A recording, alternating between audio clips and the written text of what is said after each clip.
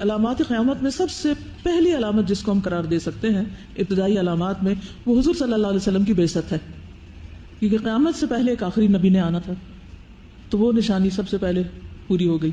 رسول اللہ صلی اللہ علیہ وسلم نے فرمایا، مجھے اور قیامت کو اس طرح بھیجا گیا ہے، آپ نے شہادت اور درمیانی انگلی کو آپس میں ملا دیا، یعنی بیچ میں اور کچھ نہیں۔ دین اسلام اور علامات قیامت، ایمان کا اٹھ جانا۔ رسول اللہ صلی اللہ علیہ وسلم نے فرمایا، قیامت اس وقت تک قائم نہ ہوگی یہاں تک کہ زمین میں اللہ اللہ کہنے والا کوئی نہ ہوگا، اور ایک اور روایت میں ہے لا الہ الا اللہ نہ کہا جائے گا، صحیح مسلم کی روایت ہے۔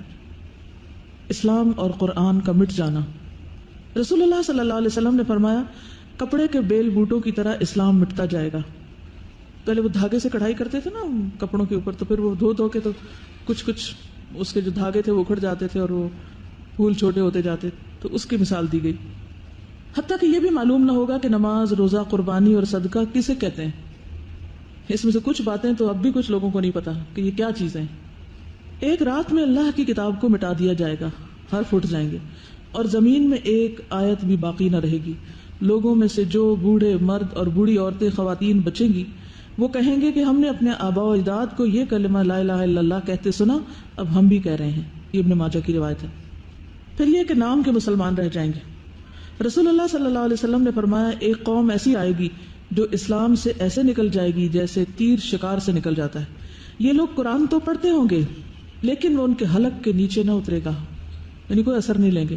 ان سے قتال کرنا ہر مسلمان پر فرض ہے۔ رسول اللہ صلی اللہ علیہ وسلم نے فرمایا، آخر زمانہ میں کچھ لوگ ایسے پیدا ہوں گے جو کم عمر، کم عقل اور بے وقوف ہوں گے۔ لوگوں کے اقوال میں سے بہترین بات کریں گے، یعنی بڑی بڑی کوٹیشنز کوٹ کریں گے، لیکن اسلام سے اس طرح صاف نکل چکے ہوں گے جیسے تیر جانور کے پار نکل جاتا ہے۔ شکار کرے نا تو تیر ایک طرف سے دوسری طرف نکل جاتا ہے۔ ان کا ایمان ان کے حلق سے نیچے نہیں اترے گا، تم جہاں انہیں پاؤ قتل کر دو، کیونکہ ان کے قتل کرنے والے قاتل کو قیامت کے دن ثواب ملے گا۔ صحیح بخاری کی روایت ہے یہ۔ پھر عبادات سے متعلق کچھ علامات۔ طہارت اور دعا میں مبالغہ۔ رسول اللہ صلی اللہ علیہ وسلم نے فرمایا، ان قریب اس امت میں ایسے لوگ پیدا ہوں گے جو وضو اور دعا میں مبالغہ کریں گے۔ ایک اور علامت، مسجد کے پاس سے نماز پڑھے بغیر گزر جانا۔ رسول اللہ صلی اللہ علیہ وسلم نے فرمایا، یہ چیز بھی علامات قیامت میں سے ہے کہ آدمی 2 رکعت نماز پڑھے بغیر مسجد سے گزر جائے گا۔ یعنی مسجد کا حق کیا ہے کہ وہاں جائیں تو تحیت المسجد پڑھے، لیکن وہ اس کے بغیر ہی نکل جائیں گے، سیر سپاٹا کیا اور گئے۔ نمازوں کو لیٹ کرنا۔ ابو ذر رضی اللہ عنہ فرماتے ہیں، رسول اللہ صلی اللہ علیہ وسلم نے مجھے فرمایا، اے ابو ذر، ان قریب میرے بعد ایسے حکمران ہوں گے جو نماز کو فوت کر دیں گے، اتنا دیر سے پڑھیں گے کہ ٹائم نکل جائے گا۔ تو تم نماز کو اپنے وقت پر پڑھنا۔ تو اگر تو نے نماز کو اپنے وقت پر پڑھ لیا تو وہ نماز جو حاکم کے ساتھ پڑھی جائے گی تیرے لیے نفل ہوگی، ورنہ تو نے تو اپنی نماز پوری کر ہی لی، یعنی اپنی نماز کی فکر کرنا۔ صحیح مسلم کی روایت ہے۔ یاجوج ماجوج کے آنے کے بعد قیامت کے قریب حج بند ہو جانا۔ نبی صلی اللہ علیہ وسلم نے فرمایا، اس وقت تک قیامت قائم نہ ہوگی جب تک بیت اللہ کا حج چھوڑ نہ دیا جائے گا۔ نبی صلی اللہ علیہ وسلم نے فرمایا، بیت اللہ کا حج اور عمرہ یاجوج اور ماجوج کے نکلنے کے بعد بھی ہوتا رہے گا، ٹھیک ہے، لیکن جب بالکل قریب آ جائے گی قیامت تو پھر حج بند ہو جائے گا، کیونکہ کعبہ ہی گرا دیں گے لوگ۔ مساجد اور علامات قیامت۔ نبی صلی اللہ علیہ وسلم نے فرمایا، قیامت اس وقت تک قائم نہ ہوگی جب تک لوگ مسجدوں پر فخر نہ کریں گے، یعنی مسجد تعمیر کر کے پھر اس پہ فخر کریں گے، ہماری مسجد زیادہ بڑی اور یہ مسجد اس مسجد سے زیادہ اچھی۔ مساجد کو مزین کرنا۔ رسول اللہ صلی اللہ علیہ وسلم نے فرمایا، جب تم لوگ مساجد کو مزین کرو گے، مصاحف یعنی قرآن مجید کے نسخے، ان کو خوبصورت بناؤ گے تو تم پر ہلاکت و بربادی ہوگی، یعنی ساری تمہاری دینی کوشش بس اس پہ آ کے رہ جائے گی، روح نکل جائے گی نا صرف ظاہریت پہ کہ قرآن خوبصورت ہو، گولڈ میں لکھا ہوا ہو، ایسی جلد ہو، ایسا خط ہو، ایسے طریقے کا ہو، اس پہ خوب مینہ کاری ہوگی۔ اور اسی طرح مسجدوں پر بھی بہت مال و دولت صرف کیا جائے گا، لیکن نہ کوئی مسجد جانے والا اور نہ کوئی قرآن پڑھنے والا۔ مساجد میں بھی دنیا کی باتیں ہوگی، اور اب آپ کوئی خطبہ سن لیں جا کے ذرا۔ رسول اللہ صلی اللہ علیہ وسلم نے فرمایا، آخری زمانے میں ایسے لوگ ہوں گے جو مسجدوں میں حلقوں کی صورت میں بیٹھیں گے، یعنی گروپس بنا کے، ان کی سب سے بڑی فکر دنیا ہوگی، دنیا کے حالات کیا ہیں۔ ایسے لوگوں کے پاس نہ بیٹھنا، اللہ تعالیٰ کو ایسوں کی کوئی ضرورت نہیں، یہ سلسلہ صحیحہ کی حدیث ہے۔ فرمایا، آخری زمانے میں ایسے لوگ ہوں گے جو مسجدوں میں دنیاوی گفتگو کریں گے، اللہ کو ایسے لوگوں کی کوئی ضرورت نہ ہوگی۔ اور اس میں آپ دیکھیے کہ کسی بھی مسجد میں اگر آپ جائیں، مجھے مختلف اسلامی ممالک کی مساجد میں جانے کا اتفاق ہوا، تو مجھے کبھی سمجھ میں نہیں آتا کہ لوگ جب نماز ہو چکتی ہے تو اس کے بعد وہیں آرام کرنے بیٹھ جاتے ہیں، گپ شپ، کھانے پینے، پکنک منانا. یہ صرف یہاں نہیں، بہت سی جگہوں پر یہی حال ہے. اور عموماً خطبوں کا بھی موضوع اگر آپ دیکھیں، جمعے کا خطبہ جو ہوتا ہے اس میں بھی پوری دنیا کے حالات زیادہ ڈسکس ہوتے ہیں، اور اپنی اصلاح اور اپنا اخلاق اور اپنی آخرت کی فکر اس پر بات کم ہوتی ہے. یعنی عمومی طور پر یہ حال ہے. میں نہیں کہتی کہ ہر ایک یہ کر رہا ہے، لیکن عمومی طور پر یہ حال ہے. دیکھیے مسجد تو اللہ کا گھر ہے نا، وہاں کیا ہونا چاہیے؟ وہاں جاتے ہی ہمارے اوپر ما کان لہم ان يدخلوها الا خائفین. مسجد میں جاتے ہوئے انسان کے اوپر ایک ہیبت، ایک روب اور ایک خاص کیفیت ہونی چاہیے جو دنیا کی کسی بھی اور جگہ سے مختلف ہو کہ ہم اللہ کے گھر میں ہیں. کوئی ایسی حرکت نہ ہو کہ اللہ تعالیٰ کی ناراضگی کا سبب ہو. آپ دیکھیے کسی کے بھی گھر جاتے ہیں، کسی کے بھی، تو آپ ایسے ہوتے جیسے اپنے گھر میں ہوتے ہیں. ہاں کوئی فرق ہوتا ہے؟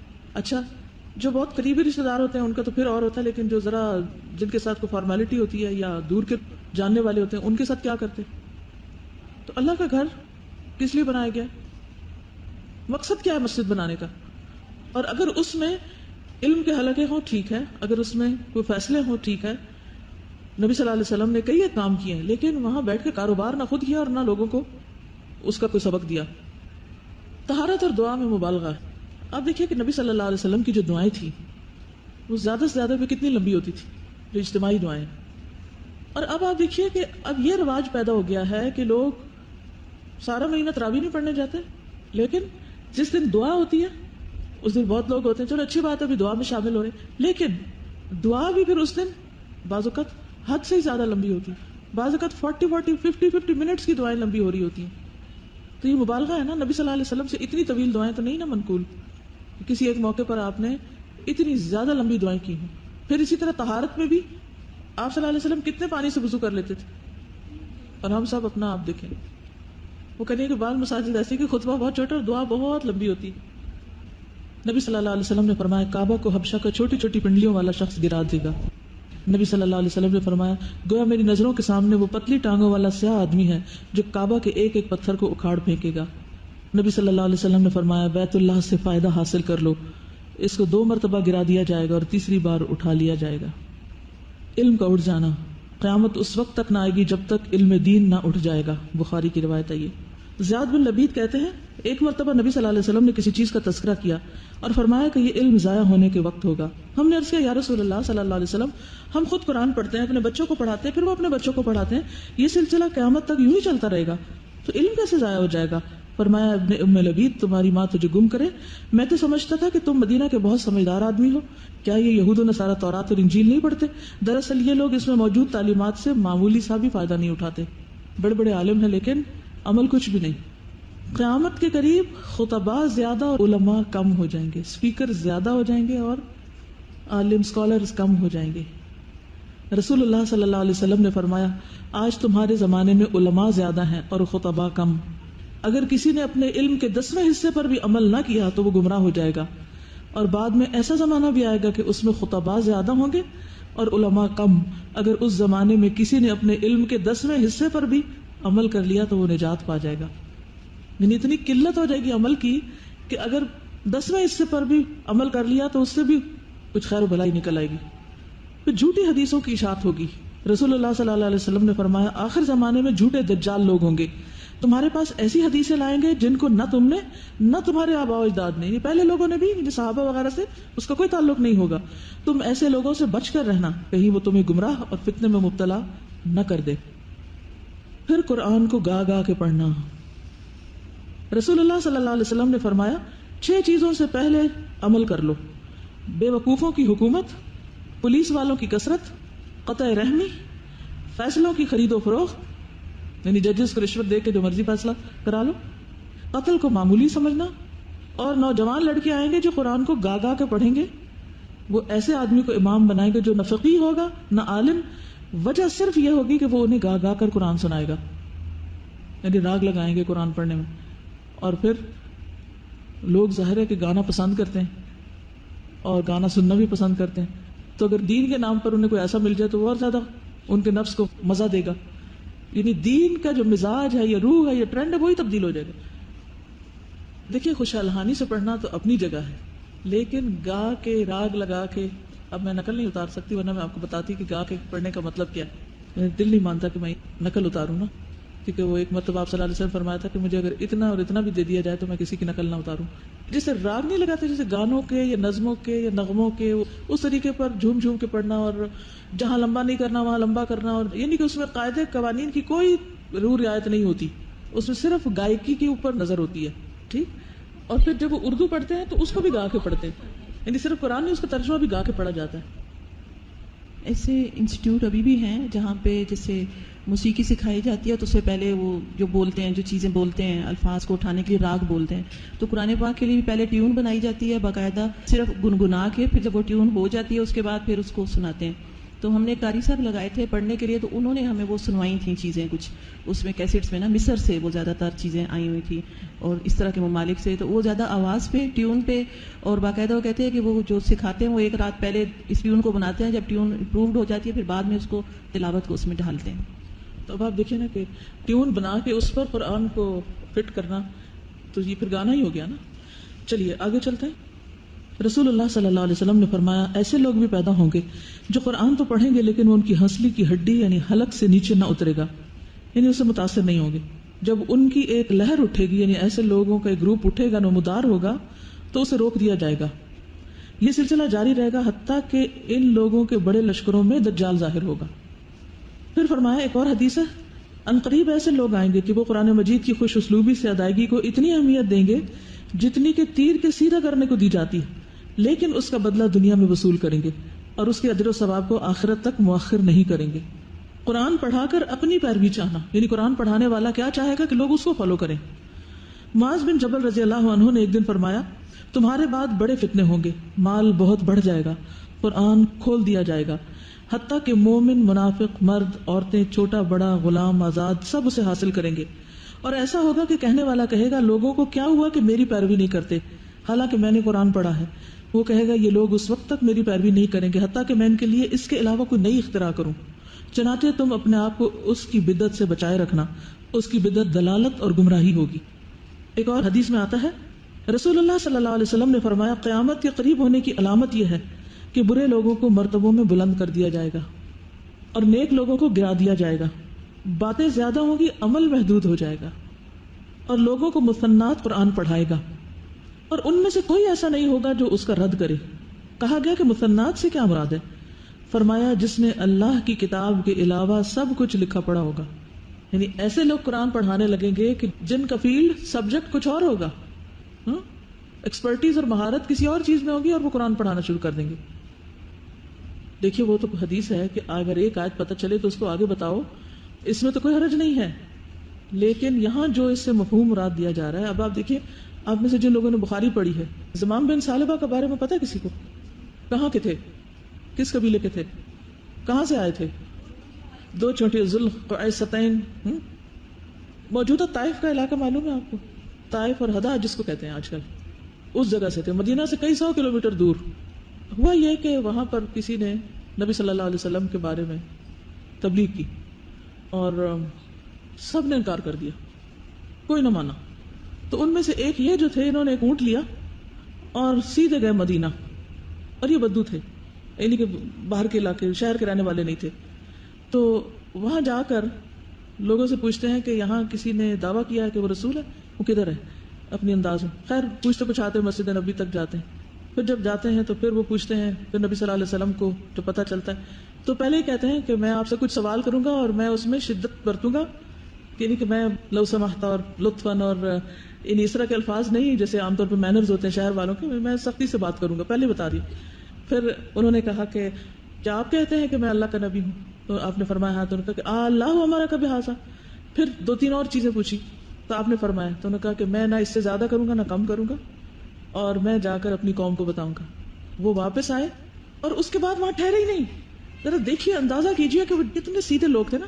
گئے ہیں سیدھے، مسجد پہنچے ہیں، نبی صلی اللہ علیہ وسلم سے باتیں کی ہیں، 4-5 سوال کیے ہیں، دل کی تسلی، ایمان لائے کہ آپ یہ کہتے ہیں تو میں آپ کو سچا مانتا ہوں.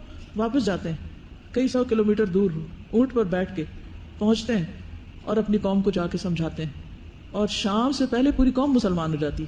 ایک بندہ نہیں رہا کہ جو مسلمان نہ ہو. کیا میری قوم تم اسلام قبول کرو. نہ کوئی انہوں نے ورک شاپس اٹینڈ کیے اور نہ کوئی سیمینارز اور نہ کوئی ریسرچ پیپرز اور نہ ہی کوئی لمبی چوڑی باتیں. کیا تھا ان میں؟ اخلاص، سچائی، ایمان. اور اس سچائی کا پتہ کیسے چلتا ہے کہ جا کے مدینہ میں یہ بھی نہیں پوچھا کہ اچھا یہاں کھجوریں بکتی ہیں تو تھوڑی سی وہ لے جائیں. کچھ نہیں، صرف گئے اور آئے بس. کیا آپ صلی اللہ علیہ وسلم نے ان کو روکا؟ انہوں نے کہا کہ میں جا کے اپنی قوم کو بتاؤں. یہ مطلب نہیں ہے. انہوں نے جا کے جتنی بات پتا تھی نا وہ بتا دی. وہ قرآن پڑھانے نہیں بیٹھے تھے، ٹھیک ہے، قرآن کی مجلس نہیں انہوں نے لگائی تھی، وہ مفسر نہیں بن گئے تھے، انہوں نے یہ پڑھانا نہیں شروع کر دیا تھا. ٹھیک، اس طرح کی تبلیغ یہاں نہیں مراد اس حدیث میں. کیا بات واضح ہوئی؟ ایک آیت پتہ ہے اس کو شیئر کر لو، ایک حدیث پتہ ہے اس کو بتا دو. اس میں کوئی ممانعت نہیں، نہ اس کو کہیں کنڈیم کیا جا رہا ہے. یہاں جس کی طرف اشارہ ہے وہ یہ ہے کہ لوگ ساری زندگی ایک خاص محکمے میں کام کرتے ہیں، مثلا پولیس میں کام کرتے ہیں، جب ریٹائر ہوتے ہیں تو تفسیر لکھنے بیٹھ جاتے ہیں. دیکھیں ایسے آپ نے کہا یا ربی میں جہاں جاتی ہوں مجھے کوئی نہ کوئی ایسی کتاب پکڑا دیتا ہے جس کا نہ منہ ہوتا ہے نہ سر ہوتا ہے، نہ کچھ سمجھ آتی ہے کیا لکھا ہوا ہے. ایک نہیں کئی بار میرے ساتھ یہ ہوا اور میرا اتنا سخت دل گھبراتا ہے کہ اللہ کے بندو جب پتہ ہی نہیں کہ قرآن کہتا کیا ہے تو لکھنے کو بیٹھ جاتے ہو. کوئی سوجھ بوجھ ہی نہیں، کچھ نہ کہیں پڑھا نہ سمجھا نہ غور و فکر کیا اور اٹھ کے چل پڑے.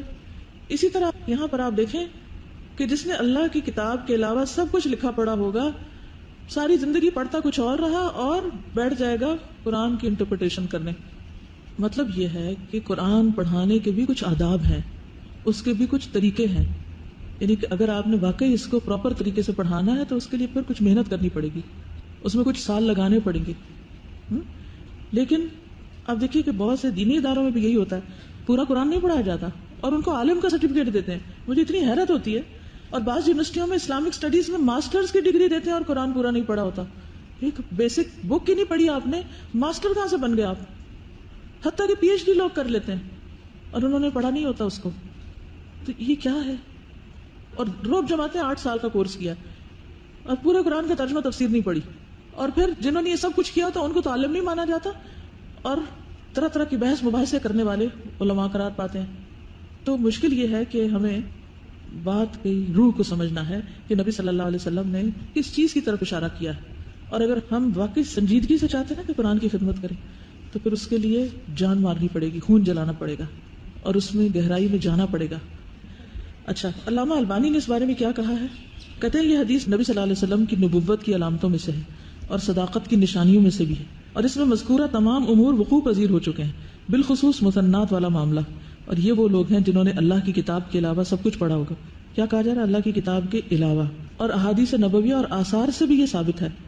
گویا کہ مثنات سے مراد وہ مذہبی کتابیں ہیں جن کتابوں نے وقت گزرنے کے ساتھ ساتھ لوگوں کی توجہ کو کتاب اللہ اور سنت رسول صلی اللہ علیہ وسلم سے ہٹا دیا ہے.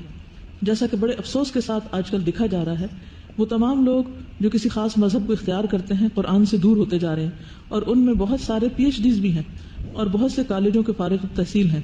یہ سب کسی مذہب کو اختیار کرنے کو ہی دین بناتے ہیں اور ان مذہبوں کو لوگوں پر لازم قرار دیتے ہیں، حتیٰ کہ علماء پر بھی.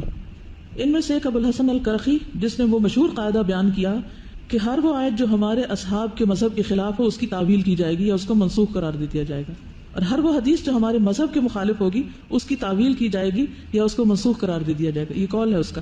انہوں نے اپنے مذہب کو اصل قرار دے دیا اور قرآن کو اس کا تابع قرار دے دیا. یہ ہے مسنات بلا شک و شبہ.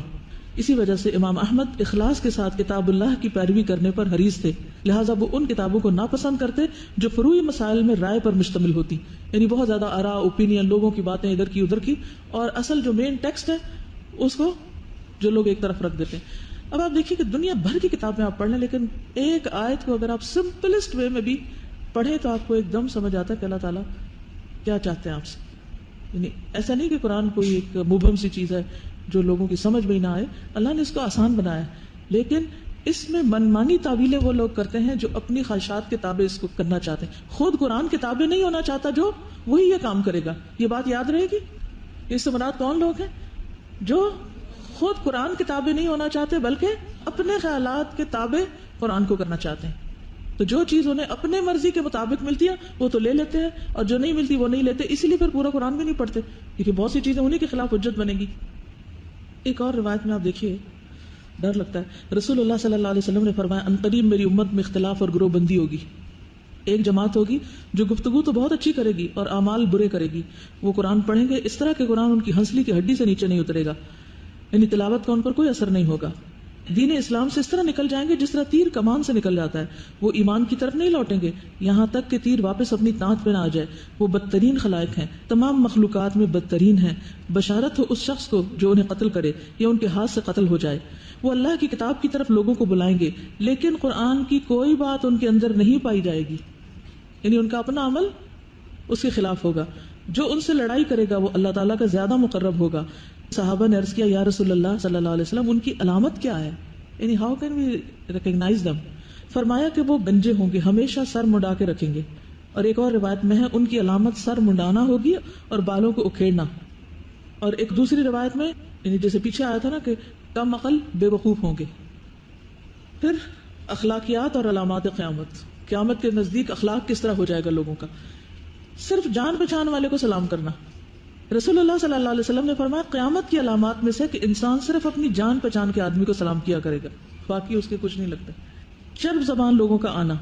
فرمایا قیامت قائم نہ ہوگی یہاں تک کہ ایک ایسی قوم آئے گی جو اپنی زبان کے بلبوتے پر کھائے گی جیسے گائے زمین سے اپنی زبان کے ذریعے کھانا کھاتی. پھر فسق و فجور ظاہر ہونا. حضرت عائشہ سے روایت ہے کہ رسول اللہ صلی اللہ علیہ وسلم نے فرمایا اس امت کے آخر میں زمین میں دھسا دینا، چہرے کا مسخ ہونا، آسمان سے پتھروں کی بارش کا ہونا واقع ہوگا. میں نے عرض کیا یا رسول اللہ صلی اللہ علیہ وسلم کیا ہم نیک لوگوں کی موجودگی کے باوجود ہلاک ہو جائیں گے؟ آپ نے فرمایا ہاں، جب فسق و فجور ظاہر ہوگا یعنی گناہ اور نافرمانیاں ظاہر ہوں گی پھر ایسے عذاب آئیں گے کہ نیک بد سب اس میں پسیں گے. رسول اللہ صلی اللہ علیہ وسلم نے فرمایا قیامت اس وقت تک قائم نہ ہوگی جب تک ہر طرف بے حیائی عام نہ ہو جائے، قطع رحمی اور برا پڑوس عام نہ ہو جائے یعنی برے نیبرز، اور جب تک خائن کو امین اور امین کو خائن نہ سمجھا جانے لگے. پھر لونڈی اپنا آقا جنے گی.